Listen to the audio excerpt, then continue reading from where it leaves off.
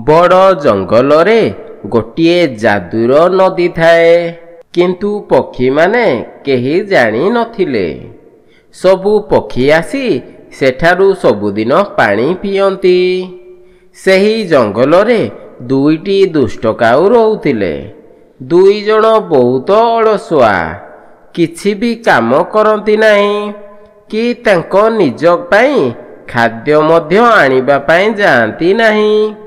जिए खाद्य खाउथिबो सेही दुई जण ताठू चोराई नहीं खाई दियंती। दुई काऊ गोटे गछरे बसी थांती। अरे ए शुणुछ, मते बहुत जोरे भोक लागिलानी। आम जंगल रे किए खाद्य आनिछि, जाओ टिके देखिकी आसिबो। आमे जाई सेही खाद्य तारी पाखरु छड़ाई आनिबा।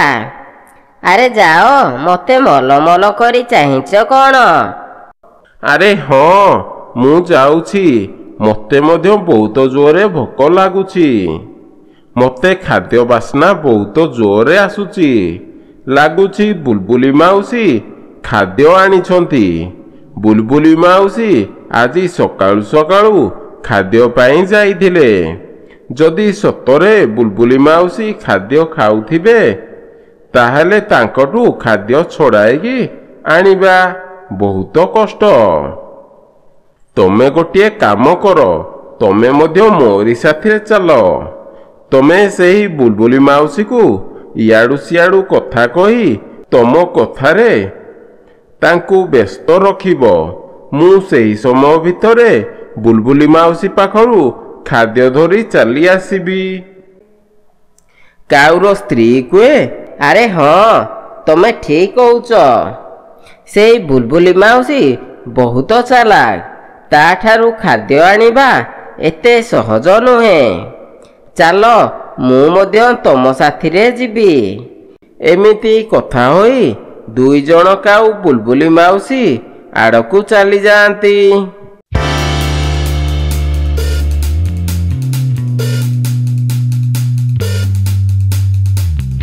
दुई जण बुलबुली माउसी पाखरे पहुंची देखंती बुलबुली माउसी गोटे झुड़ी रे फूल फल पनीपरिबा खाउछंती। दुई जण देखी तांको पाटिरु लाळ बाहारे। काउर स्त्री बुलबुली माउसी को कुहे, अरे माउसी, आजी कौन सकाळु सकाळु एते सारा खाद्य आनी खाइलनी? कथा कौन? एते सारा खाद्य तुमको सकाळु सकाळु कोठू मिलिला? काई आमको तो टिके डाकिलनी खाद्य आनिबा पाई? आमे दुई जण मध्य तम साथी रे खाद्य पाई जाई थांतु। बुलबुली माउसी बहुत जोरे हसे। अरे काऊ माने, मोर कान आजी कौन न सुनिला? तमे माने पुणी कष्ट करी मोरी साथी रे खाद्य पाई जीव? हा हा हा हा। अरे दुई चोर, तमे माने केबेठारु एते परिश्रम कलणी? तमे दुई जण केबे निजे फल आनी खाइच जे आजी मु तम दुई जण को डाकी थांती फल आनिबा पाई? अरे जाओ जाओ एठारु, मोर समय नष्ट करो नाही। मु काली ठारु उपास थिली। मोर काली गोटे व्रत थिला, सेथिपाई आजी सकाळु सकाळु खाद्य आनिबा पाई चली जाइथिली। कुह, आजी सकाळु सकाळु केते काम रे तमे दुई जण मोरी पाखकू चली आसीज? सेही समय भितरे काऊ सेही फल झुड़ी धरी सेठारु उड़ीकी चली जाए। काऊर स्त्री कुहे, अरे बुलबुली माउसी, तमे ठीक कहिच। आम मानक द्वारा सेही काम हेबनी। सेथिपाई तो आमे दुई जण खाद्य चोरी करिकी खाउचु। जेमिति तम फल एबे चोरी करिकी नेई गलु। काऊ सेतिकी कही सेठारु उड़ीकी चली जाए।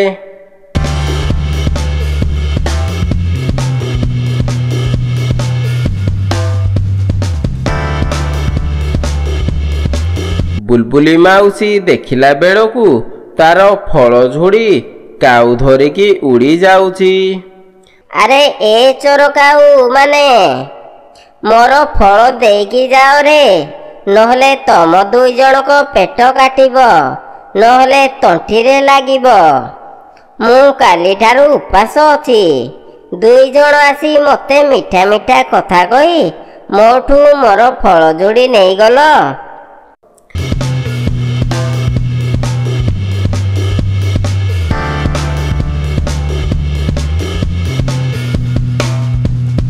ଦୁଇ କାଉ ଖୁସିରେ ଖୁସିରେ ଉଡ଼ିକି ଚାଲି ଯାଆନ୍ତି। କାଉ ଗୋଟିଏ ଗଛରେ ବସି ଖୁସିରେ ଖୁସିରେ ସେଇ ଫଳ ଖାଆନ୍ତି। ଦୁଇ କାଉ ଖୁସିରେ ଖୁସିରେ ଖାଉଥାନ୍ତି। ହଠାତ୍ କାଉର ତଣ୍ଟିରେ କିଛି ଫଳ ଲାଗିଯାଏ। କାଉ ଖାସି ଖାସି ଅଣନିଶ୍ୱାସୀ ହୋଇଯାଏ।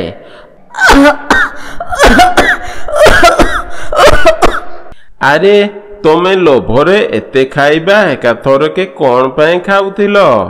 ବୁଲବୁଲି ମାଉସୀ ପୁଣି ଆମକୁ ଅଭିଶାପ ଦେଇଛନ୍ତି କି ପେଟ କାଟିବ ବୋଲି। ଚାଲ ନଦୀକୁ ପାଣି ପିଇବାକୁ ଯିବା।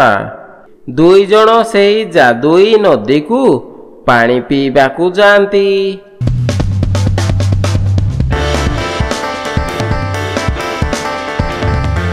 ଦୁଇ ଜଣ ଯାଇ ସେହି ନଦୀରୁ ପାଣି ପିଅନ୍ତି।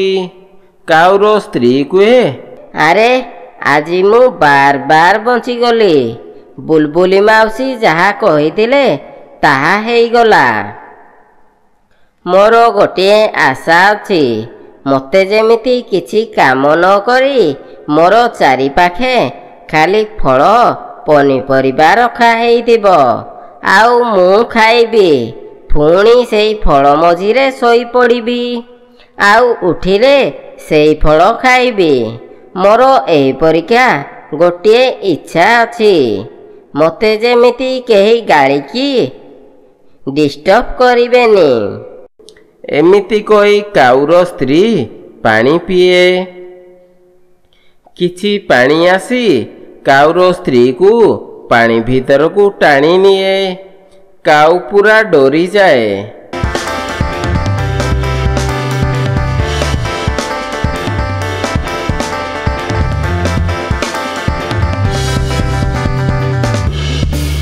ଏପଟେ କାଉର ସ୍ତ୍ରୀ ତାର ସ୍ୱପ୍ନ ଦେଖିଥିବା ଜାଗାରେ ପହଞ୍ଚିଯାଏ। କାଉ ମଝିରେ ଥାଏ। ତାର ଚାରିପାଖରେ ଖାଲି ଫଳ ପନିପରିବା ଥାଏ। କାଉର ସ୍ତ୍ରୀ ଖୁସିରେ ଖୁସିରେ ସେହି ଫଳ ଖାଏ। ତାହାପରେ ଶୋଇପଡ଼େ। କିଛି ସମୟ ପରେ ତାର ନିଦ ଭାଙ୍ଗେ। କାଉ ପୁଣି ଫଳ ଖାଏ। କିଛି ସମୟ ପରେ କେଉଁଆଡ଼ୁ ଗୋଟିଏ ଯାଦୁର ଶକ୍ତି କାଉକୁ କୁହେ, ଆରେ କାଉ, ତୋର ଯାହା ସ୍ୱପ୍ନ ଥିଲା ସେସବୁ ପୂରଣ ହେଲା। ତୁ ଏବେ ତୋର ଘରକୁ ଯା। ଏମିତି କାଉର ସ୍ତ୍ରୀକୁ ସେଇ ନଦୀ କୂଳରୁ ବାହାର କରିଦିଏ।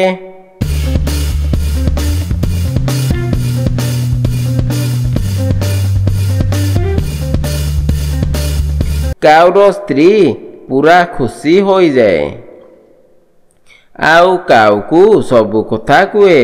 କାଉ ମଧ୍ୟ ଖୁସି ହୋଇଯାଏ। ତାହାପରେ କାଉ ମଧ୍ୟ ସେମିତି କହି ପାଣି ପିଏ। ତାହାପରେ ନଦୀ ପାଣି ଆସି କାଉକୁ ମଧ୍ୟ ସେଠାରୁ ନେଇଯାଏ।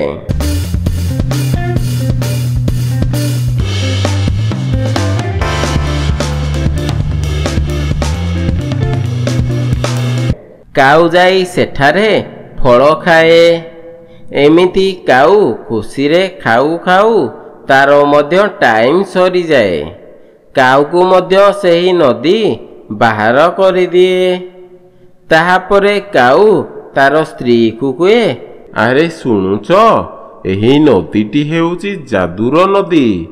ଯିଏ ଯାହା କହିଲେ ତାର ଆଶା ପୂରଣ କରୁଛି।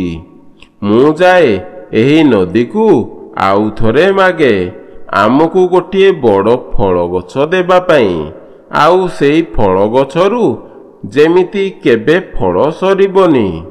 କାଉ ଏମିତି କହି ପାଣି ପିଏ। ନଦୀ ଆଉ କାଉକୁ ଭିତରକୁ ନିଏ ନାହିଁ।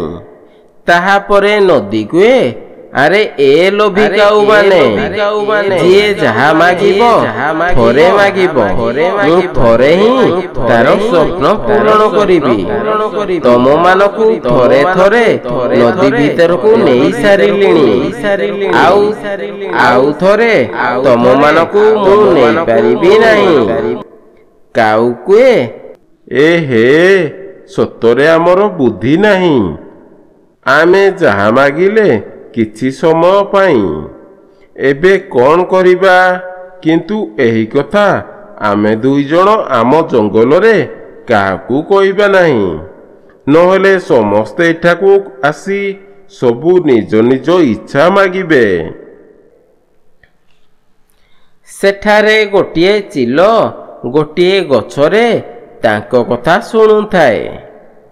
ଏହିପରି ନୂଆ ନୂଆ ଭିଡ଼ିଓ ଦେଖିବା ପାଇଁ ଆମ ଓଡ଼ିଆ କାର୍ଟୁନ ବାର୍ଡ଼ ଚ୍ୟାନେଲକୁ ଲାଇକ୍, ସବସ୍କ୍ରାଇବ୍ ଆଣ୍ଡ ସେୟାର କରନ୍ତୁ ଓ ନୂଆ ନୂଆ ଭିଡ଼ିଓ ଦେଖନ୍ତୁ।